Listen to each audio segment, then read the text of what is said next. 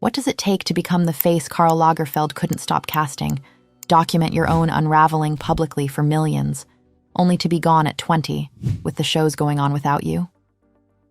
In 2009, Daul Kim was one of the most distinctive faces on the international runway circuit.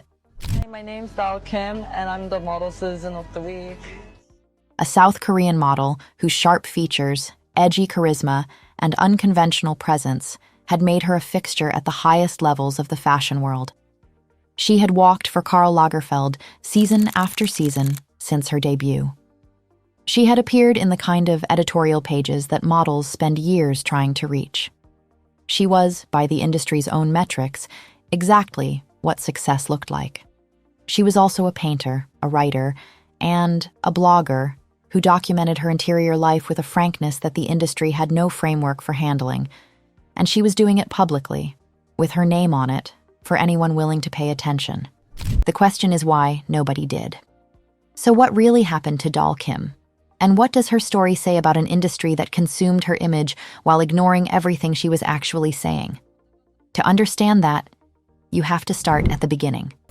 Daul Kim was born on May 31st, 1989, in Seoul, South Korea, and grew up there. She began modeling in South Korea in 2006 and built a local profile quickly. Her look was not the softly approachable aesthetic that had long dominated Asian modeling markets. It was angular, androgynous, and oddly arresting, the kind of face that made photographers stop and look again. South Korean Vogue put her on the cover in August 2007. Harper's Bazaar followed in July 2008. She was building a reputation at home before the international industry had even properly seen her. That changed in 2007, when she made her international runway debut at Paris Fashion Week. She walked for Chanel, Dries Van Noten, and Maison Martin Margiela in her first season, not minor bookings for a newcomer. But the moment that defined the early phase of her international career was Karl Lagerfeld. He saw something in her at that first Chanel appearance and brought her back season after season from that point forward.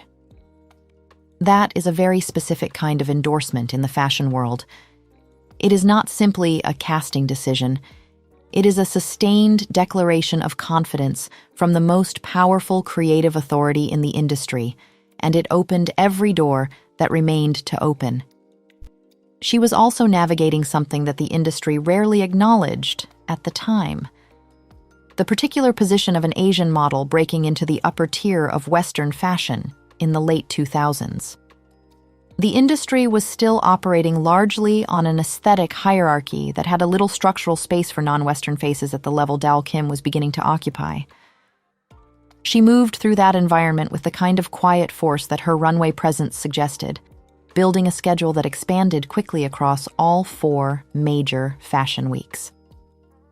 By 2008, she was walking for Alexander McQueen, Vivienne Westwood, and Christopher Kane, alongside her continued Chanel work, appearing in British Vogue, ID, and Dazed and Confused, the editorial holy trinity for a model who wanted to be taken seriously rather than simply sold.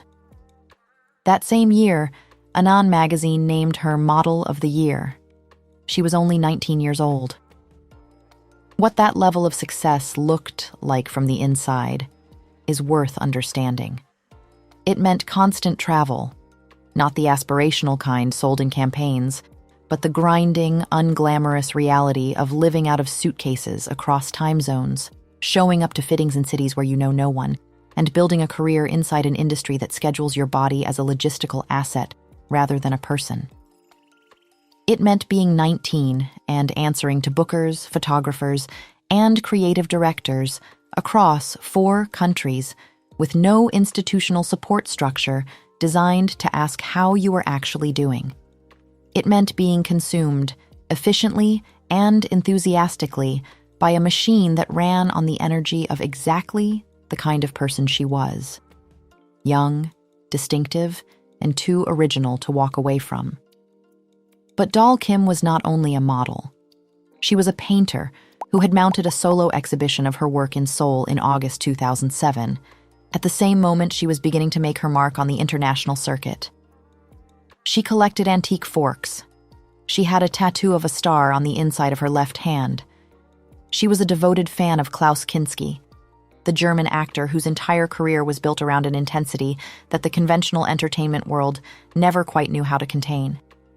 She wrote, filmed short videos, and made things with a consistency that suggested a creative life existing entirely independent of the industry that employed her. She was, by every measure, a fully formed person operating inside a machine that had almost no interest in people as anything other than their surface. And she was documenting that collision, openly, for anyone willing to read. Here's the thing about Daul Kim that separates her story from almost every other story the fashion industry has ever produced. Long before anyone was looking for warning signs, she was already writing her life out loud, in real time, on a blog titled, "I Like to Fork Myself," followed by millions of readers, in a fashion world that tracked her every campaign and booking. And for a long time, that's exactly how it looked from the outside. She didn't use the blog as a confession booth. She used it the way a lot of young creatives use a public diary, to share her paintings, post photos from shoots and shows, joke around, and document a life that, on paper, was going incredibly well. She'd even appeared on the Korean reality series I Am a Model, putting a face and a personality to the name for audiences back home. She was recognized as one of South Korea's biggest modeling exports, kept walking for some of the most respected names in fashion, and seemed, to anyone scrolling past, like someone who had it all: talent, recognition, a creative outlet, and a career most people would trade everything for. The blog itself was not a document of relentless despair. Anyone who actually read it found something more complicated: a stream of consciousness mix of paintings, photographs, film references, music, and moments of genuine humor that revealed a person far more textured than any Runway appearance could convey. Many of her posts began with the words, "Say hi," and not always in a dark register. One post, captioned with a photograph of pancakes, read simply, "Making breakfast. I'm going to be a good wife." She was intellectually alive on those pages in a way that the industry's photographs never fully captured. And that aliveness was part of what made the blog's darker passages so impossible to dismiss as mere artistic posturing. This was not a troubled girl performing darkness for an audience. This was a specific, intelligent, complicated person writing her actual life. By October 2009, during New York Fashion Week, one of the most punishing stretches in any working model's calendar, she wrote, "Mad, depressed, and overworked." In another entry from the same period, "The more I gain, the more lonely it is. I know I'm like a ghost." Elsewhere on the blog, "I already accepted that I relate to nothing." These were not vague artistic musings dressed up in fashionable melancholy. They were direct, unambiguous statements from a young woman telling the world exactly what her life was costing her. Her agents knew the blog existed and read it. The fashion press discussed it. She had reportedly begun dodging calls from her bookers because she felt overworked. And yet, 2009 was, by the industry's own measure, one of her busiest years. She left Elite Model Management and signed with Next Model Management that year, a major career move that put her in front of even more clients.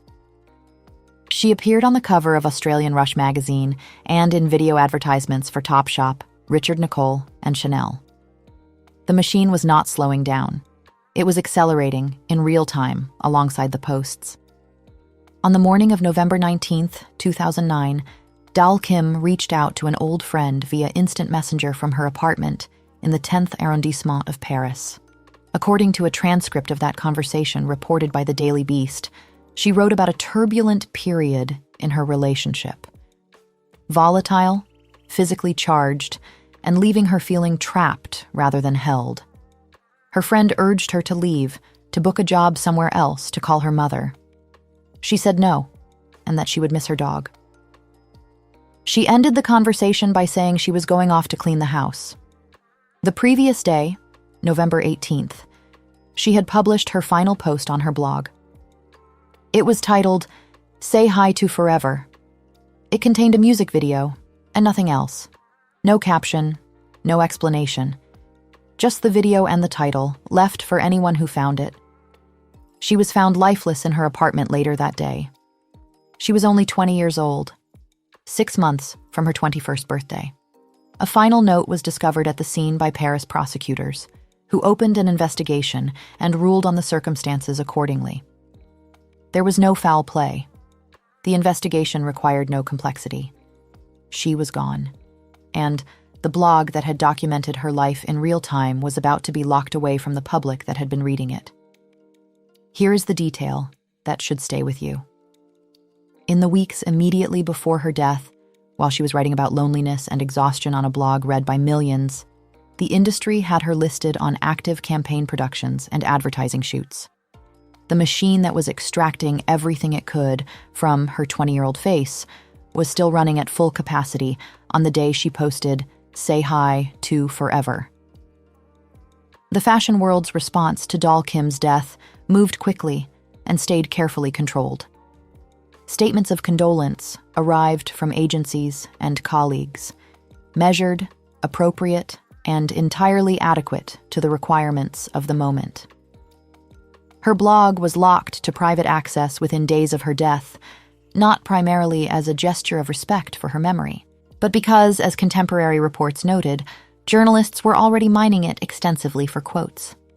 The document she had maintained publicly for years, the most direct record of her interior life that existed anywhere, was shut down almost immediately after the world learned of her death.